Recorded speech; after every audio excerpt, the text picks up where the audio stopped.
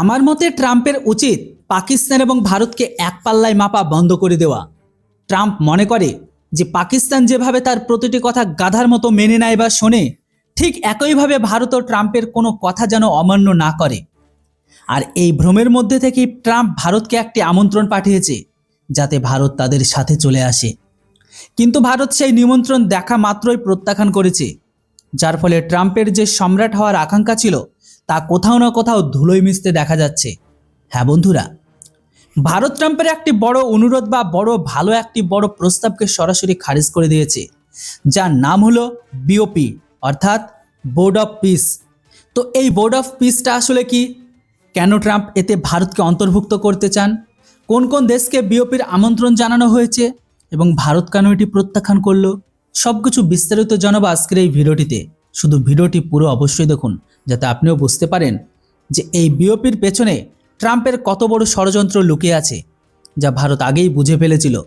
তাই এই প্রস্তাব দেখা মাত্রই প্রত্যাখ্যান করেছে। তো চলুন সময় নষ্ট না করে ভিডিওটি শুরু করা যাক।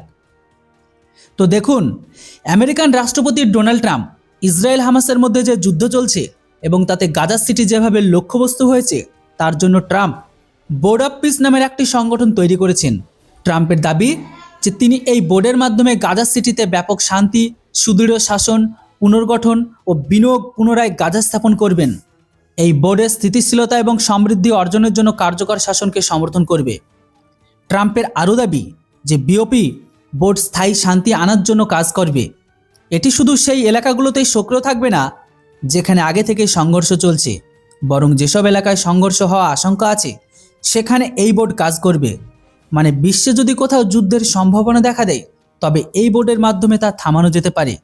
এই বোর্ডের মেম্বার হওয়ার জন্য Trump Bharat, Pakistan, Jordan, Hungary, তুরস্ক, মিশর, কাতার এমনকি আর্জেন্টিনা সহ অনেক মধ্য এশিয়া দেশকে নেতাদের এই বোর্ডে অন্তর্ভুক্ত হওয়ার আমন্ত্রণ পাঠিয়েছে। খবর পাওয়া গেছে যে পাকিস্তানের বিদেশমন্ত্রী ইসাক দার নিশ্চিত করেছেন যে পাকিস্তানের গাজার পুনর্গঠন এমনকি স্থায়ী যুদ্ধবিরতির জন্য বোর্ড অফ পিসে অন্তর্ভুক্ত হবে। অন্যদিকে তুরস্ক বলেছে যে তারা এতে অন্তর্ভুক্ত হওয়ার জন্য বৃহস্পতিবার সুইজারল্যান্ডের চুক্তিতে স্বাক্ষর করবে। বাকি দেশগুলো ট্রাম্পের এই বিওপি আমন্ত্রণ গ্রহণ করেছে এবং এই বোর্ডের মেম্বার হওয়ার জন্য প্রস্তুত। কিন্তু ভারত এর জন্য প্রস্তুত নয়। না ভারত এটিকে নিয়ে কোনো সিদ্ধান্ত দিয়েছে যে তারা এই বোর্ডের মেম্বার হবে কি হবে না। এখন ভারত কেন বিওপির সদস্য হতে চায় না, কেন এই আমন্ত্রণ ভারত গ্রহণ করছে না? তো এর পেছনে কারণ হিসেবে বলা হচ্ছে ট্রাম্পের সভাপতিত্ব। হ্যাঁ, তথ্য অনুযায়ী বোর্ড অফ পিসের সভাপতি ট্রাম্পের কাছেই থাকবে। এই পুরো বোর্ড ট্রাম্পের নজরদারিতে কাজ করবে।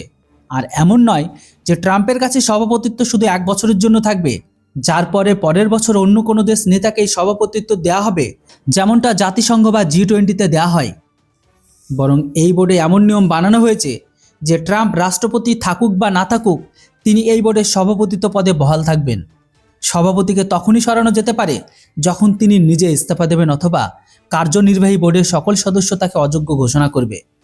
তবে এখানে একটি বাধা আছে যে কার্যনির্বাহী বোর্ডের সদস্য বেশিরভাগ ট্রাম্পের দ্বারা মনোনীত লোক হবেন, অর্থাৎ ট্রাম্পকে সরানোর প্রশ্নই ওঠে না। সহজ ভাষায় বললে, এই বোর্ড আমেরিকান রাষ্ট্রপতি ডোনাল্ড ট্রাম্প প্রস্তাব করেছেন। ট্রাম্প জাতিসংঘে উপেক্ষা করে একটি নতুন আন্তর্জাতিক কাঠামো তৈরি করতে চান, যার উপর আমেরিকার পূর্ণ নিয়ন্ত্রণ থাকবে। ট্রাম্পের চেষ্টা হলে তিনি বর্তমান আন্তর্জাতিক সংস্থাগুলোকে দুর্বল করে দেবেন, যাতে তিনি একাই বিশ্বের এমন নেতা হন যেখানে কোনো সমস্যা হলে তা মেটানোর জন্য সব দেশ ট্রাম্পের সামনে মাথা নত করে, তার সামনে কাকুতি মিনতি করে, এমনকি তাকেই গুরুত্ব দেয়, মানে আমেরিকাকে। অর্থাৎ ট্রাম্প নিজেকে গডফাদার বানানোর স্বপ্ন দেখছেন। দেখা গেলে ইসরায়েলও বোর্ড অফ পিস গঠনের বিষয়ে একমত নয়, কারণ এতে তুরস্ক, পাকিস্তান এমনকি কাতারের মতো দেশ অন্তর্ভুক্ত আছে। যদিও ইসরায়েল এই পরিস্থিতি নেই যে সেই আমেরিকার এই প্রস্তাবকে খারিজ করে দেয়। সম্ভবত যে সে পরে এই দাবি জানাতে পারে যে বোর্ডে কার কথাকে গুরুত্ব দেওয়া হবে। তবে ভারত সরাসরিতে অন্তর্ভুক্ত হতে মানা করে দিয়েছে। প্রথম কথা হলো, এই বোর্ড গাজা পিস প্ল্যান কার্যকর করার জন্য বানানো হচ্ছে। এই বোর্ডে ভারতের অন্তর্ভুক্ত হওয়া ইসরায়েল এমনকি ফিলিস্তিনি উভয় অধিকারকে সম্মান করে না, তাই এটি ফিলিস্তিন ইস্যুর সাথে বড় প্রতারণা হবে। দ্বিতীয় কথা হলো, ভারত এমন কোনো সংগঠনে অন্তর্ভুক্ত হতে চায় না যা জাতিসংঘের অনুমোদন ছাড়া খেয়ালখুশি মতো বানানো হয়েছে, যাতে প্রচুর জটিলতা লুকিয়ে আছে, এমনকি বেসরকারি কোম্পানিগুলোর বাণিজ্যিক স্বার্থতাতে জড়িত আছে। তো এই ধরনের অত্যন্ত জটিল আরব দেশগুলোর সমস্যা মূলত আরব দেশগুলোকেই সামলানো উচিত। ট্রাম্পের লাগামের মধ্যে এশিয়া নিজের আধিপত্য স্থাপন করতে চাইলে ভারত ট্রাম্পের ইশারায় কাজ করবে না। সেই কারণে বোর্ড অফ পিসের মেম্বার ভারতও হবে না। এবং আমার মতে ভারত একদম সঠিক সিদ্ধান্ত নিয়েছে। কারণ আমরা যদি এই বোর্ডের সদস্য হয়ে যাই তবে আমরা ট্রাম্প বেঁচে থাকা পর্যন্ত আমেরিকার গোলাম হয়ে থাকব। তো আপনি বলুন, ভারত সরকারের সিদ্ধান্ত সঠিক নাকি এই বোর্ডের নিমন্ত্রণ প্রত্যাখ্যান করে আমরা ট্রাম্পকে নারাজ করেছি? আপনার মতামত কমেন্ট বক্সে অবশ্যই দিন এবং ভিডিওটি ভালো লাগলে বেল আইকনটিকে প্রেস করে চ্যানেলটিকে লাইক করে সাবস্ক্রাইব করুন। Thanks for watching. জয় হিন্দ, বন্দে মাতরম।